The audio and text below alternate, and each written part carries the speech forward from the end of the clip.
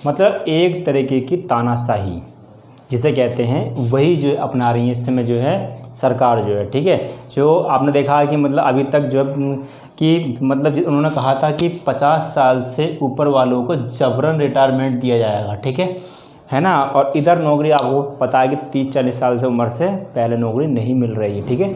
और दूसरी बात क्या है, उसमें जो है यूपी SSS के द्वारा जैसे लेखपाल भर्ती आएगी और कोई सी भर्ती आ रही, चकबंदी लेखपाल, राजस्व लेखपाल, उसमें भी ये रूल्स लागू होगा, क्योंकि उन्होंने साफ साफ कह दिया है कि हम जो हैं केवल जो है छटनी करेंगे सभी की, ठीक है। उन्होंने कहा है कि ग्रुप सी और ग्रुप बी, ठीक है, ये 2 वैकेंसी हैं कि आती हैं इसमें, और यूपी SSS भी इसी के अंतर्गत आता है, ग्रुप बी और ग्रुप सी, ठीक है।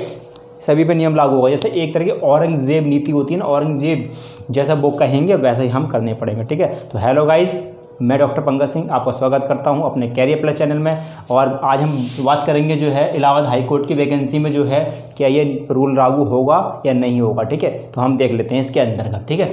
तो सबसे पहले देखना चाहते हैं कि इसमें साफ साफ लिखा हुआ ऊपर जो आज मतलब इसमें दे रखा था कि इसमें समूह ख और व समूह ग की भर्ती प्रक्रिया में बड़े बदलाव, ठीक है। तो बदलाव क्या होंगे, बदलाव आप खुद समझ रहे होंगे कि इसमें जो है आपको निहित वेतन कहने मतलब 20,000 रुपये फिक्स कर दिया जाएगा, या 15,000 रुपये, 12,000 रुपये, ठीक है। फिक्स करने के बाद आपको जो है 5 साल तक वो वेतन मिलेगा, ठीक है। अगर जैसे कि 12,000 फिक्स कर दिया तो कोई नहीं बढ़ेगा। वैसे क्या होता है, कर्मचारियों की सैलरी जो है मतलब 1 साल में 3 बार बढ़ती है, 2 बार तो बढ़ती है उसमें महंगाई भत्ते में, और 1 साल का लगता है इंक्रीमेंट, ठीक है। तो इस प्रकार से जो सैलरी जो होती है वो गवर्नमेंट वालों की 3 बार बढ़ती है 1 साल के अंदर, ठीक है। पहले तो बढ़ेगी आपकी जून में और दूसरी बढ़ेगी दिसंबर में, ठीक है। इस तरीके से मैं अनुमान लगाता हूँ साल में 2 बार बढ़ते हैं भत्ते और 1 बार बढ़ता है इंक्रीमेंट। ये सब खत्म, इसका मतलब क्या हुआ, ये सब खत्म हो गया है।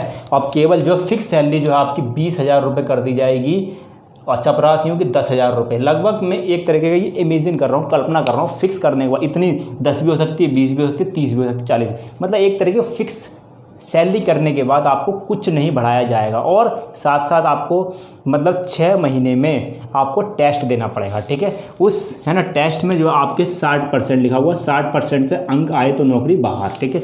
मतलब क्या, नौकरी से बाहर हो जाओगे, ये चीज़ के अंदर ये प्रक्रिया है, ठीक है। तो एक तरीके की होगी तानाशाही, ठीक है। तो देख लेते हैं इसके अंतर्गत। इसमें बताया गया है कि इसमें जो है पहले वैकेंसी निकालेंगे, ठीक है। वैकेंसी अगर आ भी जाती है तो साफ साफ उसमें नोटिफिकेशन में निर्देश होगा कि ये वैकेंसी केवल जो संविदा पर, जैसे आपकी NBS नवोदय विद्यालय के समय चल रही है ना वैकेंसियाँ, केवल आपको जो 1 साल की संविदा पर रखा जाएगा, ठीक है।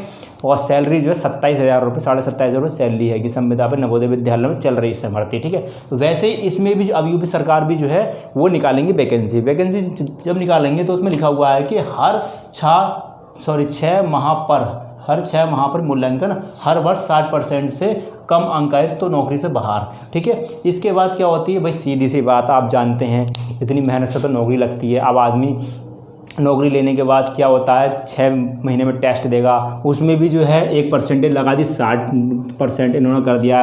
अगर किसी के 40% रह गए, भाई बीबी है, बच्चे हैं, परिवार है, हारी बीमारी है, सब कुछ देखा जाता है, बीमारी वगैरह होती है, सबका वो देखा जाता है। तो आदमी पढ़ेगा या फिर मतलब अपनी नौकरी करेगा, या फिर अपनी नौकरी लगने के बाद टेस्ट की तैयारी करेगा, है ना। तो आप मतलब खुद जो है नीचे कमेंट करके आप मतलब बता दीजिएगा, ठीक है। तो नीचे आप कमेंट करके जो है आप नीचे बता दीजिएगा कि आदमी क्या करेगा, ठीक है।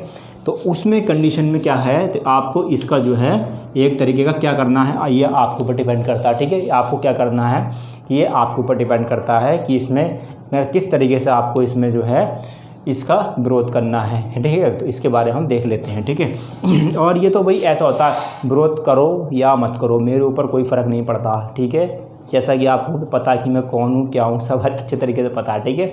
इसके बाद क्या रहता है, इसके बाद 5 वर्ष की कठिन संविदा पर प्रक्रिया में छटनी संविदा। इसके बाद क्या रही कि मतलब 5 साल तक आपको 10 टेस्ट देने पड़ेंगे। भाई 1 साल में 2 टेस्ट होगा, 6 महीने में आपको टेस्ट होगा, 5 साल तक संविदा पर रखा जाएगा।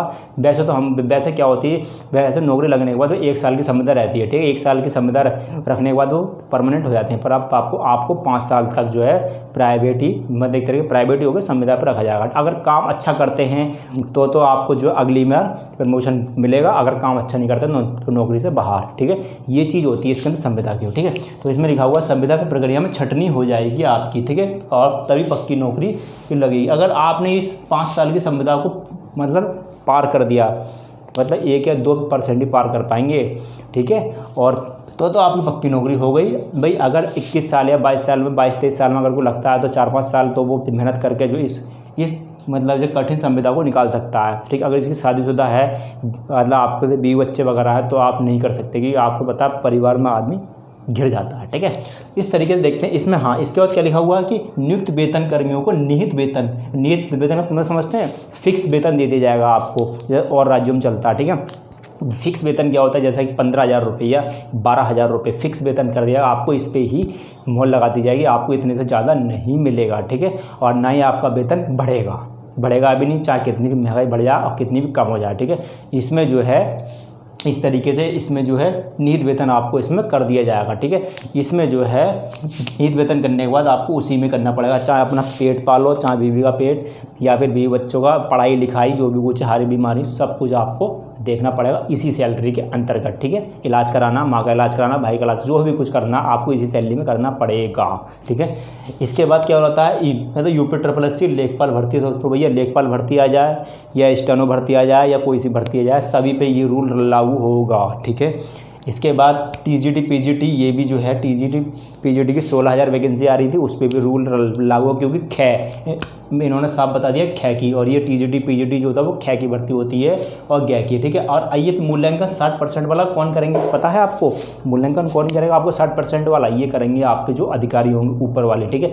जैसे टीचर होगा तो मूल्यांकन कौन करेंगे, प्रिंसिपल करेंगे, और जो है मैनेजर करेंगे कि आप अच्छा पढ़ाते हैं नहीं पढ़ाते हैं, ठीक है। उसके बारे में रिपोर्ट देंगे ऊपर वो, ठीक है। अगर आपको बनती नहीं है तो आपको 20% नंबर मिलेंगे, नहीं तो आपको अच्छी वो है तो 60% नंबर मिल जाते हैं। इस तरीके से होता है, ठीक है। इसके बाद क्या रहेगा कि इसमें जो 50 साल से ऊपर वाले, इसमें लिखा मतलब 50 साल से ऊपर वालों को जबरन रिटायरमेंट।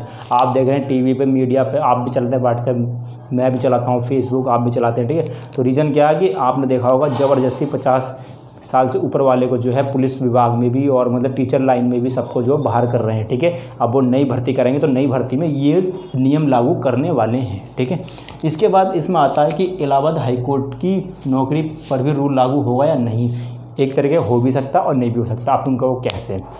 ऐसे क्योंकि जब कोई माना कि अगर जो है इन्होंने रूल बनाने के बाद, मतलब कोई कानून बनाने के बाद पास करवा दिया, माना कि ये नियम जो क्या केवल सरकार के यूपी में है, ठीक है। तो यूपी में क्या होता है, एक होता है आपका विधानसभा, एक होता है विधान परिषद, ठीक है। अगर ये रूल दोनों में पास करा देते हैं और कोर्ट इसमें मोहर लगा देता है कि जो आप कर रहे हैं वो सही है, तो आपकी भी जो नौकरी वो है संविदा की मानी जाएगी 5 साल के रूल के अकॉर्डिंग, ठीक है।